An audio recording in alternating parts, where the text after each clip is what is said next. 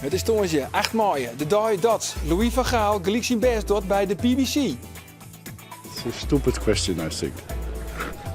It's a stupid question. Willem-Alexander, de tweede Johan Frieso-sloers ierpunt in Starem. Ja, geregeld. Hey, chef, dankjewel. En Wim Bient praten over de inrichting van luxe BM-hutten.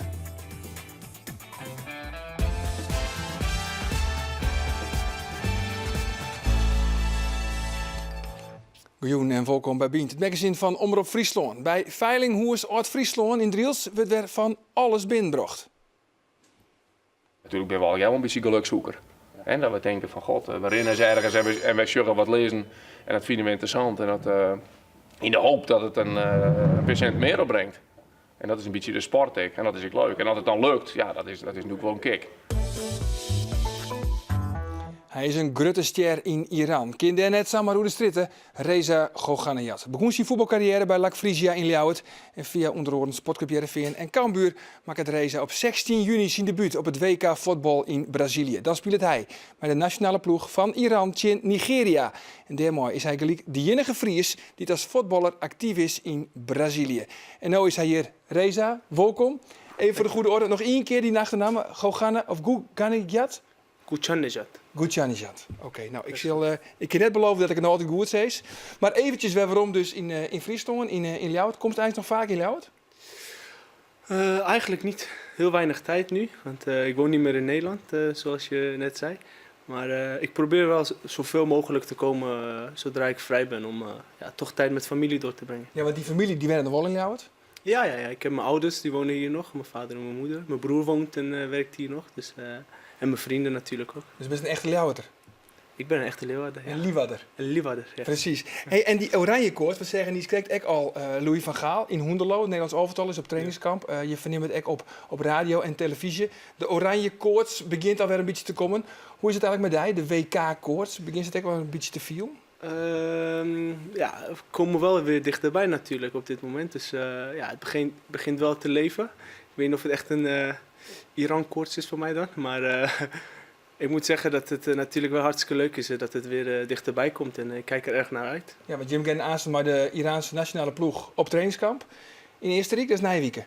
Ja, dat is volgende week gaan we op trainingskamp om ons voor te bereiden op de WK straks. En daar zullen we dan een maand zijn. En, hopelijk zullen we dan onszelf klaarstomen voor Brazilië. Ja, want de beslissende wedstrijd, dat wiet je in Zuid-Korea. Toen maken ze het enige doelpunt, die 1-0. En daarmee had Iran een definitief plaats voor het WK in Brazilië. En daarmee bist in één klap eigenlijk een nationale held worden. In Nederland bist wat minder bekend. En daarom even ter introductie een filmpje. In april 2006 jet Friesland voor het eerst van de naam Ghoghanayat.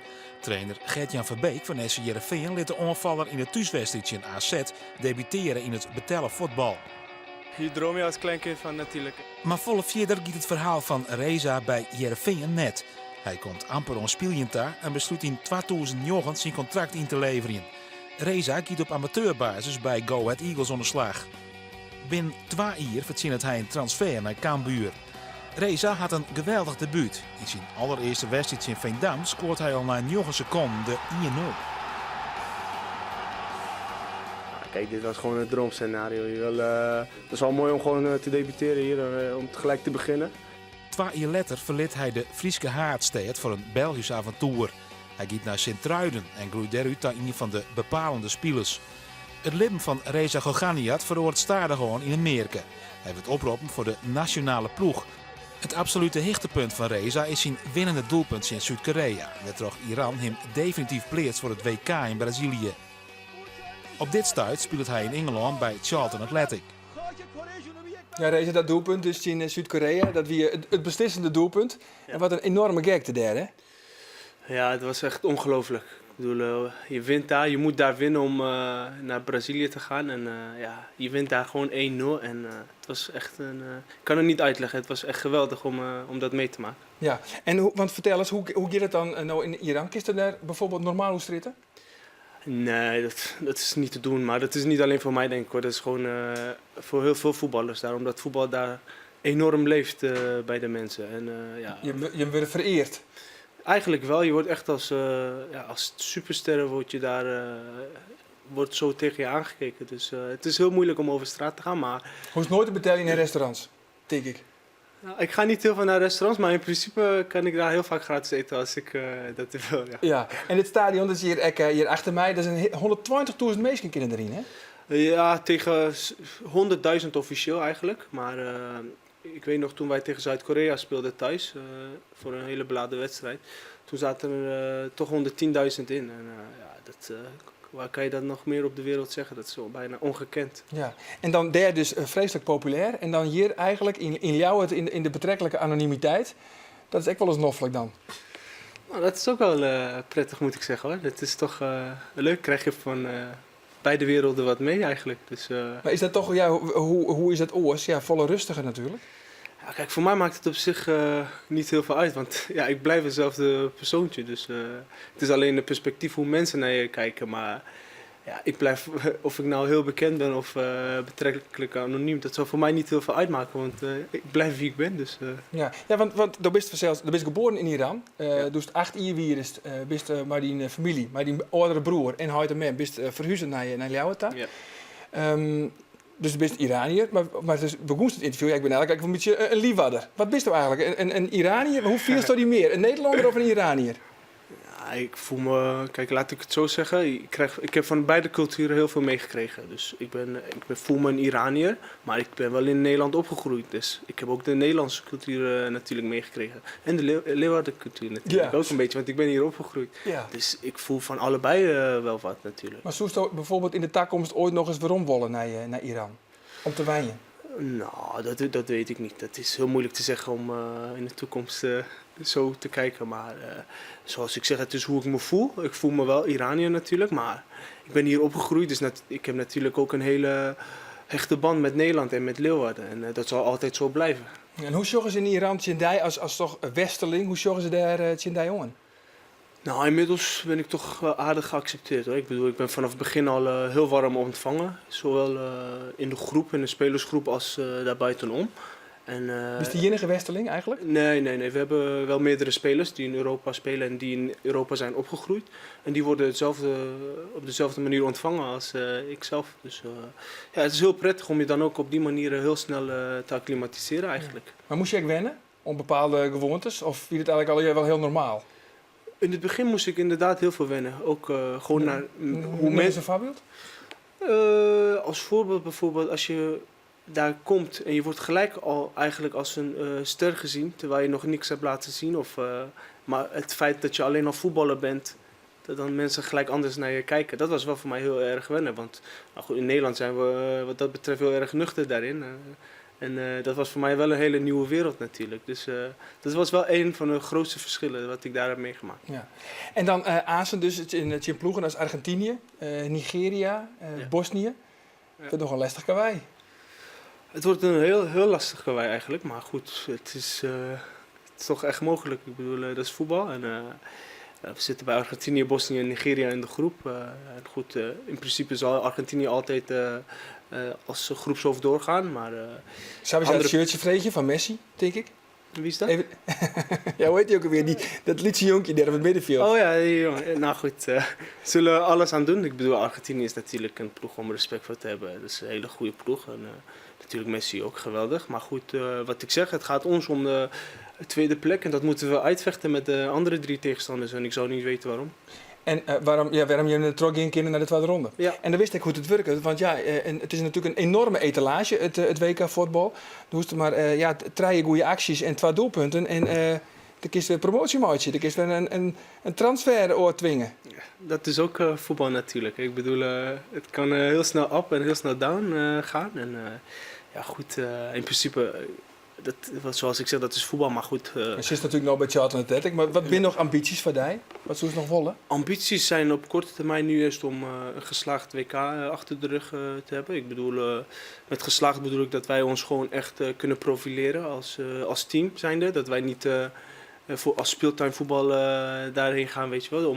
Maar gewoon lekker 3 wedstrijden te spelen en dan weer terug te komen. Het is echt onze doelstelling en ook mijn doelstelling om ons echt te profileren en te laten zien dat wij echt kwaliteit in onze ploeg hebben. En dat we dan wat moois neer kunnen zetten daar. En daarna kijk ik wel verder. Ja, en Cambuur, want ik weet, er is nog een seizoenkaart bij Cambuur. 3. Ja. 3 zelfs? 3 seizoenkaarten. Oké.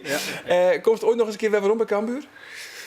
Ja, dat is ook een goede vraag. Ik bedoel, ik hou van Cambuur. Cambuur zit echt in mijn hart. En, het is een prachtige club. En helaas kan ik... Een geweldig seizoen achter de rug.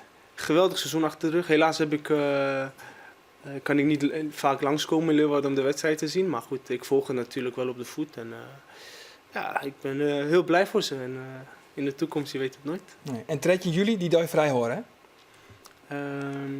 Voor de finale bedoel je? Finale. Ja, dan ben ik niet bereikbaar op die dag. Dus Oké. dan spelen wij de finale waarschijnlijk. Waarschijnlijk wel. Hey, tierentuig voor die komst naar de studio. 16 juni, dan zet Iran uit maar het WK. Te beginnen met de wedstrijd in Nigeria.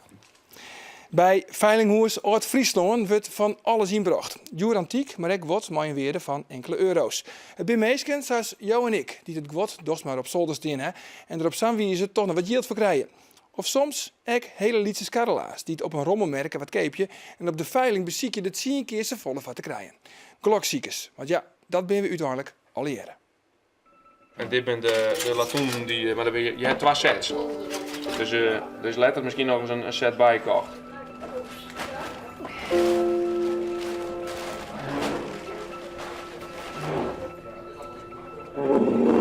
Wat betreft de Bruning-familie, die hebben heel veel dingen gemaakt.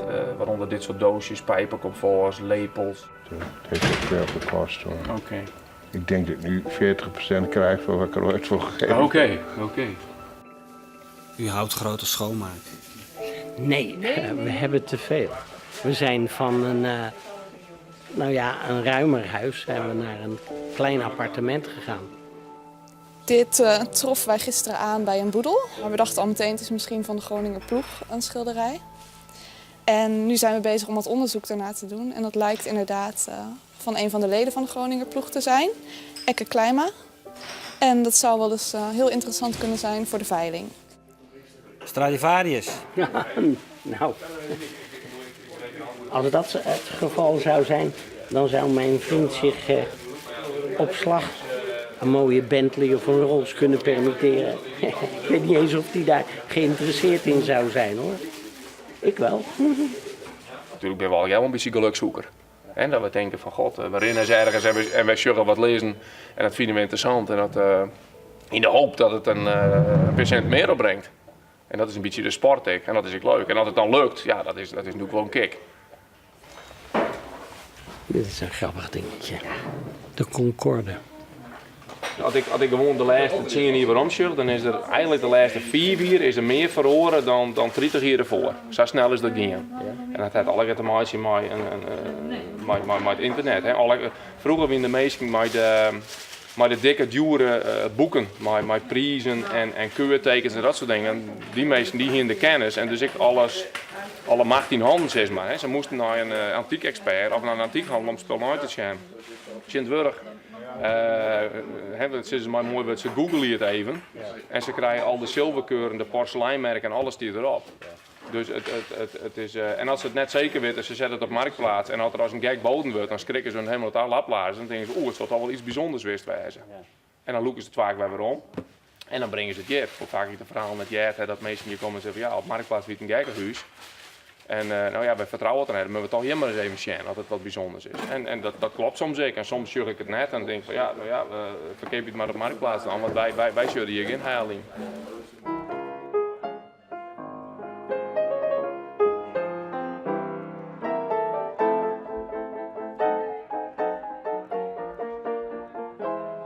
Maar wat brengt zo'n schilderij nou op, denk je? Ja, die Groninger ploeg, de ene keer is het 1000, maar het kan zo naar de 5000 euro toelopen voor dit werk van Klein. Ja, absoluut. Dit is een mooi doosje uit Jouweren, door de firma Bruining gemaakt.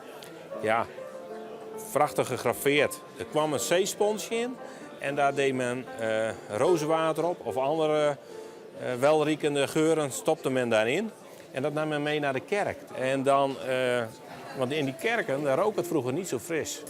En 18e en 19e eeuw werden er ook nog mensen in begraven. Dus eigenlijk stoken daar verschrikkelijk. Deze meester is best wel geliefd. Brengen we het op 200, 300 euro op dit doosje. Krijgen we nu een stukje zilverwerk tussen door een antieke zilveren loderijndoos Dat is een tempelvormig model. En dat is gemaakt in Jouren door de firma Brunnings, dames en heren. Bod van €180 mag ik mee starten. Wie biedt er meer dan 180 hier? 190. €200 is een tafel voor het doosje. Wie biedt er meer dan €200? 220 meneer. 240 is hier. 240 voor het mooie doosje. Wie verhoogt het bod van €240? Niemand meer of beter dan. Verkocht voor €240. Nummer 15, dames en heren. Schilderij Oliver op doek. Dat is een werk van een Groninger ploeglid. Ekke Kleima, dames en heren. En dat is een gesigneerd werk van een winterlandschap. Als het goed is hebben we daar 2 telefonische bieders bij. Zijn ze allebei aan de lijn. 3200 is in de zaal geboden. 3400 is weer telefonisch geboden. 3600 is weer in de zaal. 3800 euro is weer aan de telefoon. 3800 euro telefonisch geboden. Niemand meer of beter dan die 3800. Ten eerste, ten tweede, ten derde. 3800 euro. Nummer 16, dames en heren. Een parkgezicht daarvan zet ik in op €500. 500. Wie biedt er meer dan 500? Wie biedt er met €500? 500. Het werk van kunstenaar Claudie Jongstra uit Spannem hing het over de hele wereld. Van het Fries Museum in Ljouwert onder het haardkwartier van de Verenigde Naties in New York. En juist was bekend dat ook China onder dit bijzondere listje van locaties daar werk in. Claudie Jongstra, die bekend zit om haar kunst van Veelt, zal daar een luxe vakantiepark in Rjochtje met haar werk. En ze zit nu hier aan tafel. Welkom. En vanzelfs ook zoals alle weekend, of één keer in het 2 weekend, Steven Sterk. Ja, Steven, een kunstenaar van internationale allure. En ik heb even zien bij u op de website. En er zit een stukje van die. En daar zei je ook van, ja, dat is een beetje die credo, hè. Meer die mij de verwoord. Eigenlijk komt het op deel. Meer die hebben Sjen bij die eigen grenzen. Wist was het best. Precies. En meer die mij de verwoord. Nou, dat moet dit daar ontspreken. Claudie is de koningin van de Friese kunst. Dat is internationaal. Heger is er net, hè? Begrijp ik. Dat begrijpt, hè? Maar dat is, ik zei, zat zij internationaal functioneert. Zat zij op Nij, als die farm uitgevonden had met de textiel. Een eigen farm van had. En ik, daar werk naar een geweldig autonoom kunst. Ja, is het natuurlijk weer wereldtop. En zij stiet mij de voeten in de grond. Dan broekt het materiaal van Jere, van de skiep, en wit werd ze wij komt. En met haar letterlijk mij de brood. Ja, want de leider van het materiaal hier op tafel, wat is dit, Claudie? Nou, dit zijn toevallig de concepten voor dat resort, die eco-resort in China. Maar dit zijn ook materialen die in Friesland groeien. Dit komt van planten die wij inderdaad bij Friese boeren zeg maar, hebben laten verbouwen.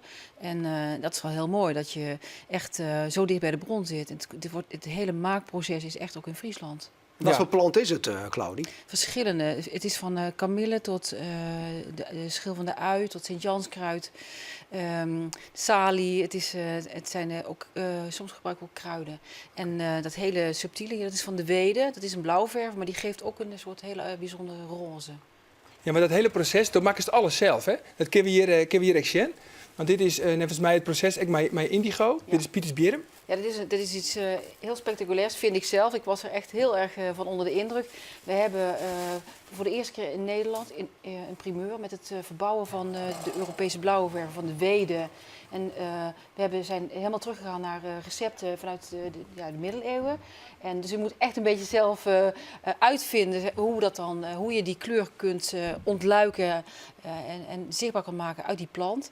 En dat is gelukt en nou, dat is wel echt fantastisch. En die kleur die blijft ook echt honderden jaren zeg maar, behouden in die gefermenteerde wedeballen. Ja, en het is ook een orenkleur. Er zitten wat meerdere schakeringen in. Ja, nou ja, dat is dus heel bijzonder aan die plantenkleuren. Als je ermee gaat verven, dan ontvouwt zich een palet aan tinten en schoonheden die niet met woorden uit te drukken zijn. Er zit een gyptine, hè? Als dat zoals er zit er zo verschrikkelijk warmte in, gyptine. Het verschilt 2 kleuren. Het is een eenvoudige, prachtige blauwe boesgroensie. Ja. Dat is een hele eenvoudige, straighte kleur. Maar hier, als dit leesensjost, je zit een gypte en een kleurschakering in. Dat is heel bijzonder. Ja. Echt fantastisch. Nou is net elke keer het zelfs een kunstwerk van die onder morgen te hingen. Het grote publiek kind die werkt, denk ik, vooral van het Fries Museum. Want dat is een morgen, die is helemaal bedekt met een kunstwerk van die. Hè. Dat is prachtig om te zien. Dat is hier ben je daar met wanden. Ja, we zijn... Ja, zo'n je zeker kinderen dat dit project misschien wel die tropraak west had bij het echt grote publiek? Nou, ik denk in Friesland zeker, maar ik had natuurlijk al een aantal jaar geleden in Amsterdam bij de bibliotheek. Het was een heel mooi project, want daar is het werk natuurlijk ook voor bedoeld. Het is natuurlijk bedoeld om, natuurlijk voor de verzamelaar thuis, maar het is ook bedoeld voor een ieder om wat jij net uitdrukt, die verwondering te laten ervaren. En dat kan alleen maar in openbaar gebouwen. En dat vind ik zelf heel belangrijk. Mensen echt die tactiliteit kunnen voelen, die zintuigelijke waarneming. Dat je dus aangesproken wordt op dingen die je niet meer weet of die je niet meer kent van jezelf. En vragen gaat stellen, waar komt het nou vandaan? Ja. En zachter maakt de wereld. Het is een kunstvorm die je beetpakken willen. Nou. Ja. Je schilderij, dan ben je net een streekje. Maar zo'n de kunstwerk van Claudie. Dat mooi ik. Ik moet er even zitten. Ja hoor, ja. Maar want dat is natuurlijk de aanleiding. Je bent krijgt, dat wie in het Nijs, in China. Wat zie je nou daar dan in China?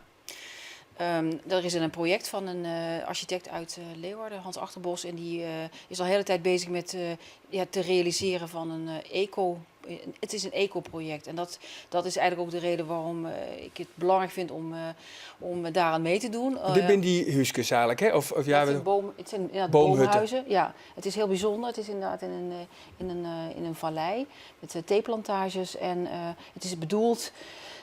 Het klinkt, de introductie van jou was inderdaad ook, het is een luxe resort, maar het is, er moet ergens iets in beweging komen. En waar komt het in beweging?